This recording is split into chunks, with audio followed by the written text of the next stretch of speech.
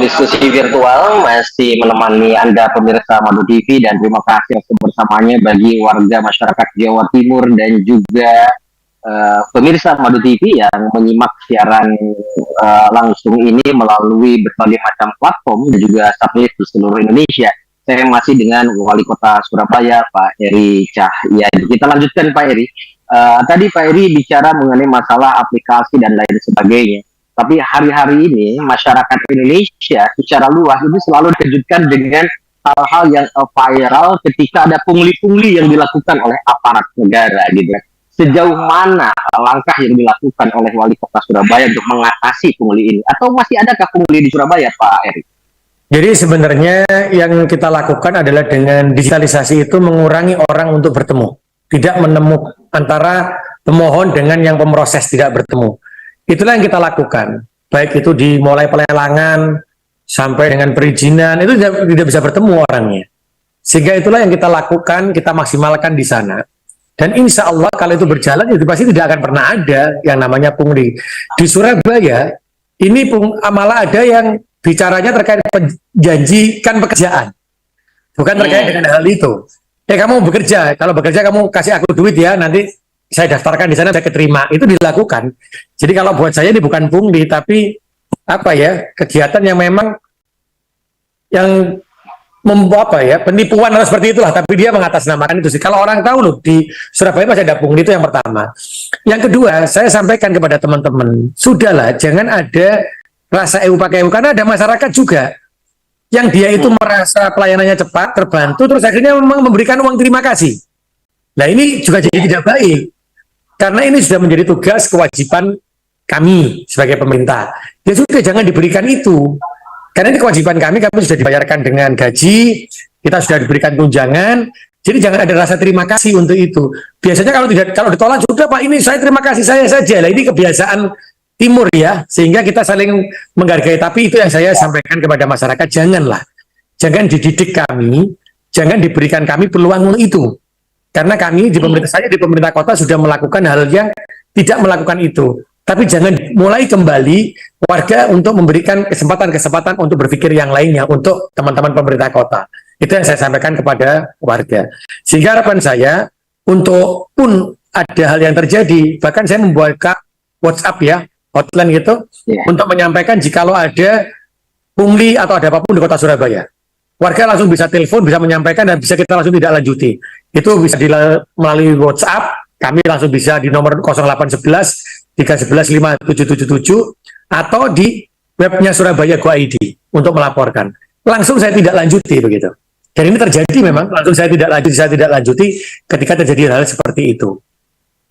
Tapi selama Pak Wali menjabat minimal hingga malam hari ini, adakah indikasi pungli yang pernah terjadi di kota Surabaya khususnya, Pak Wali?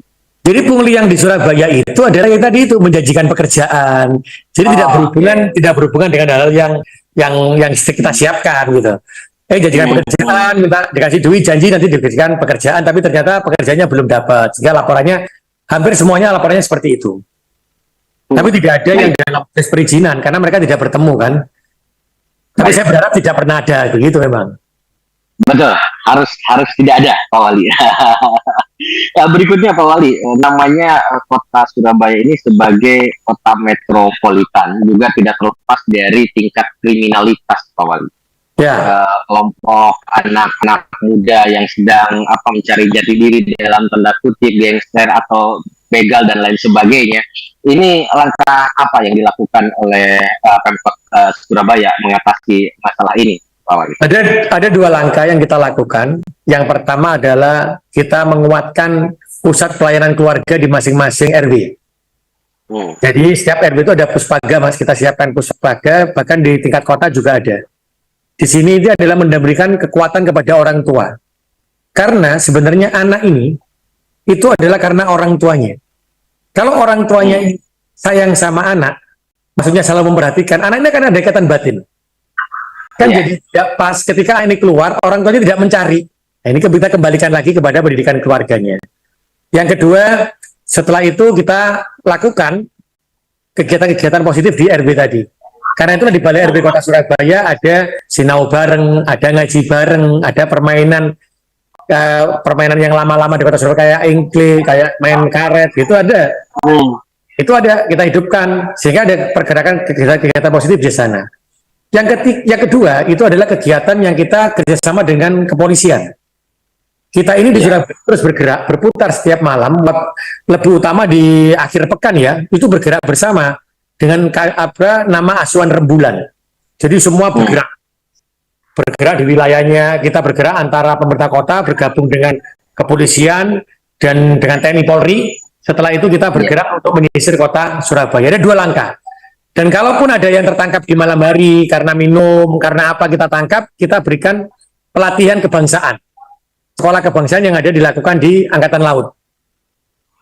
Seperti apa itu sekolah kebangsaan, kawan? Jadi sekolah kebangsaan itu anak-anak ini dilatih seminggu di sekolah itu, yang melatih adalah Angkatan Laut. Jadi bagaimana dia bangun pagi, setelah itu sayang kepada orang tuanya, hormat kepada guru, olahraga. Bahkan kemarin angkatan pertama, orang tua itu yang anak-anaknya ketangkap tadi itu berpelukan. Mereka mengatakan ke saya, tidak pernah anak saya ini datang mencium tangan saya dan mencium kaki saya. Tapi setelah melakukan sekolah kebangsaan ini, mereka keluar bertemu saya menangis, langsung mencium kaki saya dan mencium tangan saya. Ini seumur hidupnya dia mencium tangan saya. Di situ saya baru tahu, oh berarti apa? Karakter kebangsaan ini lebih penting daripada kita mengejar yang lainnya. Tapi yang terbagus itu adalah bagaimana akademis kita ini pandai, tapi karakter kebangsaannya itu ada. Ini yang lagi kita kan, sehingga nanti anak-anak yang angkatan pertama itu saya minta untuk memberikan pengalamannya kepada angkatan-angkatan untuk sekolah-sekolah, di sekolah-sekolah lainnya.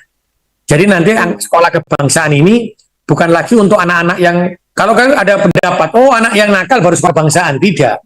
Tapi semua kita gilir untuk anak SMP, SMA. Bahkan anak saya pun akan saya masukkan kepada sekolah kebangsaan. Karena di sana diajarkan bagaimana terkait dengan Pancasila, bagaimana menghormati orang lain, itu lebih penting. Karena itulah yang akan menjadikan mereka akan memiliki rasa kekeluargaan yang sangat kuat dan ideologi Pancasila yang sangat kuat, sehingga mereka bisa melakukan mengamalkan sila-sila yang ada di Pancasila dalam kehidupannya. Itu yang saya lakukan hari ini, Mas. Jadi tingkat kriminalitas di kota Surabaya masih dalam posisi yang bisa dikendalikan ya, Pak Wali? Jadi masih kita bisa kendalikan yang terkait tadi, tapi terkait pencurian motor itu kan juga agak naik nih Surabaya. Tapi saya sampaikan, sekuat apapun TNI Polri, kalau kita ini sesama warga menjadi orang yang cuek, ya selesai. Karena lagu rukun. Contoh ini, saya bilang kalau sama warga, terus ada Lebaran kemarin pada pulang, ada gang sepi, terus sudah tahu bahwa rumah tetangganya itu kosong, ada yang buka gemboknya, tapi dia cuma lihat aja siapa itu ya, oh mungkin saudaranya. Kalau sudah hilang, ada pencurian, baru dia ngomong, saya itu tahu sebenarnya, tapi begitu lah, itu biasanya orang yang banyak ini komentar. Tapi kalau kita harusnya kan langsung care, oh ini ada orang kosong, oh dia bisa lapor ke warganya atau ke satpamnya. Saya sampaikan itu, dan alhamdulillah sekarang di setiap perkampungan sudah ada yang penjagaan. Kita hidupkan lagi siskamling, karena saya berharap bahwa yang menjaga keamanan di kampung itu adalah warganya sendiri. Ini kalau sudah terjaga, maka insya Allah masyarakat ini akan menjadi bagian yang menjaga. Karena itu ada program dari kepolisian itu menjadi polisi di kampung. Ya berarti apa itu warganya. Jadi Pak Kapolres juga membuat terobosan dengan sistem itu. Jadi sama, kita menguatkan lagi dari hati masyarakat. Karena mungkin selama ini kita, kalau dulu masih ingat Mas ya, ada siskamling, ada pos kamling. Saya pun pada waktu masih muda menjadi Ketua Karang Taruna itu bergiliran, jaga jam segini sampai jam segini siapa, sampai subuh siapa. Akhirnya kan aman. Tapi sekarang rasa itu hilang. Akhirnya semuanya, oh saya bayar satpam sajalah, selesai. Berarti apa? Rasa kemasyarakatannya, rasa cinta kasihnya itu hilang. Rasa sayangnya itu hilang terhadap kampungnya, terhadap kotanya. Ini yang saya munculkan kembali. Karena jangan sampai negara ini atau kota Surabaya ini hilang rasa yang seperti itu. Ini yang saya khawatir betul, Mas. Kalau rasa ini hilang, maka tinggal tunggu hancurnya kota Surabaya. Ya, jadi dari awal segmen pertama saya melihat bahwa Pak Wali itu membangun kesamaan dengan masyarakat supaya masyarakat memilikinya tinggi terhadap kotanya itu sendiri, Pak Wali. Betul, ya. Pak Wali, kita akan lanjutkan di segmen terakhir setelah beberapa informasi berikut ini.